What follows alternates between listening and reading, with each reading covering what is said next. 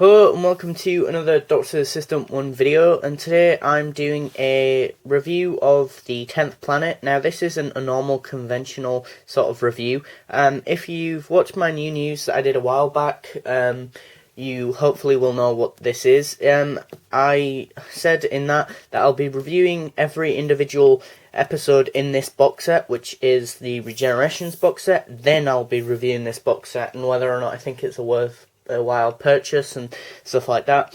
But yeah, there's all 10 regenerations, all of the regenerations when it released, but obviously now there's more. But yeah, and obviously the first one is the 10th planet, last William Hartnell one, and it's 1996, so yeah, when it aired, or the year it was aired, but yeah, it's his last story. But normally the conventional sort of reviews, I would have the DVD box with us, but I don't. So, you know, it's this guy's last story, which is a shame, really.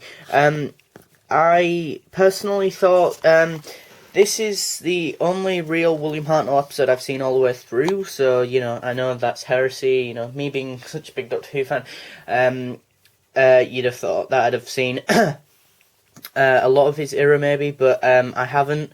But yeah, considering, I don't know, I assumed that I'd be in this episode a lot more than he was, but I can completely understand why he wasn't in it much, because of the fact of An Adventure in Time and Space, which is an amazing Doctor Who documentary about William Hartnell and stuff, and yeah, for the scenes that he is in, the 10th planet, he is immaculate. Really good performance from him, considering that he was getting ill, or more ill towards the end of his tenure, which is a shame, really, because he absolutely adored playing the part of the Doctor, because it was something new and different, and he was appealing to a new and different audience, and he really liked that. I mean, I know he's a lot more stern, he's a lot more tough and rough around the edges, but he doesn't take fools gladly, which I like, because quite frankly I have that sort of attitude. You know, someone's being rather stupid or kind of,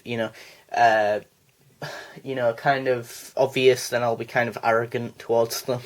I know that isn't the best thing to be, but so yeah, and as my best friend over at Nerd Central did point out, as he pointed out, obviously this Doctor's going to be the most different Doctor, because obviously he's the first Doctor, he's only just started travelling, but I do think, apparently, or I've heard at least, that you can see that progression, throughout his tenure, that he really is rough, he's like a Rottweiler, and that, but he kind of gets sand down by the humans, in a sense, that his sort of demeanour and his characteristics and mannerisms get less aggressive, and he warms up to them, and I guess that's all the more heartbreaking then when he does regenerate, and that's the thing, this is the first episode with regeneration in it. It's never happened before, and it's quite sad that really Sidney Newman only made it up because he wanted William Hartnell out, but he wanted the show to continue, but he knew that Bill Hartnell was not really well at the time, so, which is an absolutely sad state of affairs, but on a happier note, if you're a Cyberman fan, this is the first episode with the Cybermen. So yeah, I love the 10th planet design, and yeah, they are really cool in this, and I feel like they're not monsters in this. Like, in the new series, they come across as monsters more than, whereas in this episode, they came across as villains. And by what I mean by they came across as villains, in the fact that they were like, sort of like just very peaceful, but just had a different point of, well, not so much peaceful, but just had a different perspective and different point of view on something, and did a bad thing, i.e. killed people because they opposed them. So, this guy over here would be all like, I don't like your opinions, and they'd be all like, you will obey our opinions, our opinion is fact, sort of thing. And I love their voice, we do not have emotions, and that was really cool, and the limitations of the classic series Doctor Who just generally do definitely spark a lot more creativity and sort of inspired and very, out there stories, and ambitious stories. That's the word I was looking for. And this is definitely one of them. The snow effects and the snow-like planet or the snow-like effects for the Arctic were really cool. The planet for Mundas was pretty kick-ass, really. So although maybe the sort of direction style and sort of acting and direction and editing effects, well, they don't really have any editing effects then, I don't think. But, whilst everything else is dated, I think it really does, solidify this episode as a great classic Doctor Who episode because of the fact that it's got such a strong story. It's William Hartnell's last story, and it's the introduction of the Cybermen. And so, it's kind of a pinnacle episode and a very important episode to the mythology and the history and the importance of the show. To all intents and purposes, Doctor Who could have stopped then. If they hadn't have thought of regeneration and kicked William Hart, not so much kicked him out, but, made him leave and have, Patrick Troughton. I couldn't be bothered getting the Patrick Troughton action figure out, but yeah. So, yeah. And, I mean, the design of these Cybermen are awesome, and, again, limitation really does mean creativity. These are cool, and they have their sort of, like, hands out, and they're not mechanical, and I think that makes them all the more scarier, to be honest, because there are still parts of humanity in them, and that, and yeah, it's just generally a fun episode. The pacing was, I don't know, I felt like it dragged a bit, but that might be because I paused it a bit in one part and stuff like that, and I'm not really used to watching William Hartnell's sort of era at all, so I might not be used to his Doctor either, so, but again, for the parts that he were in, in the scenes that he were in, he was really good, and I could tell that he was giving it his all, but I think the writers did give him not much to go on, or not much to say in this story, because, I think they knew that he was getting on, and he was getting ill, and stuff like that, so it was left up to the companions, I think, Ben and Polly, even, I think. And yeah, I don't really know them that well either, because again, as I've said, I've not really watched any of William Hartnell's tenure except The 10th Planet. And so, yeah, what did I think about them? They were both rather likeable, I think Ben was more likeable, Molly,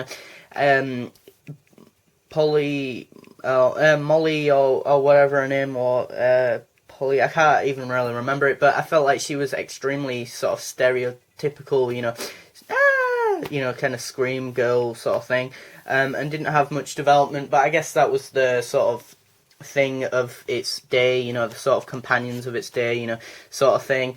But I felt like Ben had a bit more development, was more likeable, and I think I could relate, or I found him rather likeable because he was quite ingenious, he was always coming up with creative ideas, solutions to get out of problems and stuff like that.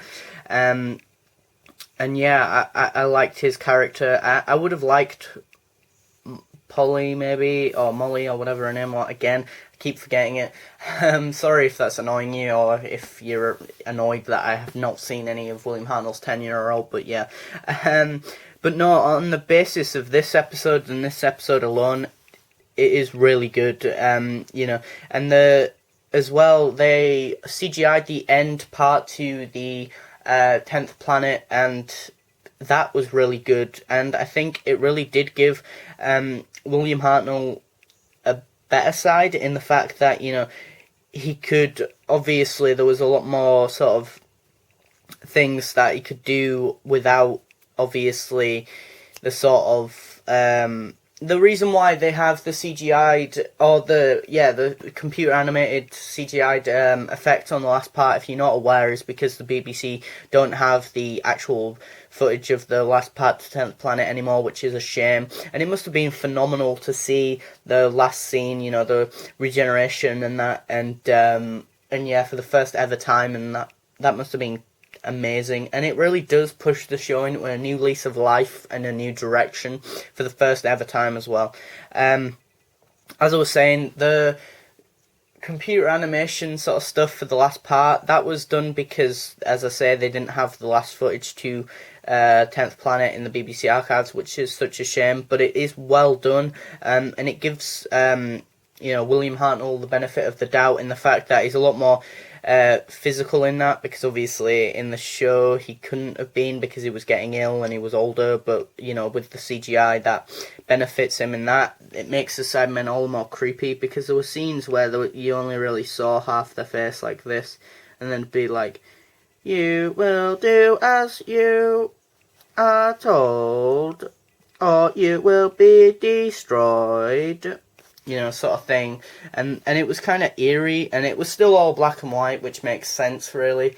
And I don't know, it might take you out of the immersion. It depends, it depends if you're, I don't know, it might take you out of the immersion. I thought it was a easy-ish transition, really. And yeah, I think the 10th Planet is a well deserved and well praised and loved episode by all Whovians, and I think if you're a fan of the show and you want to get into classic Who, I think the 10th Planet is a must buy and a must watch. So yeah, thanks for watching, comment, rate and subscribe.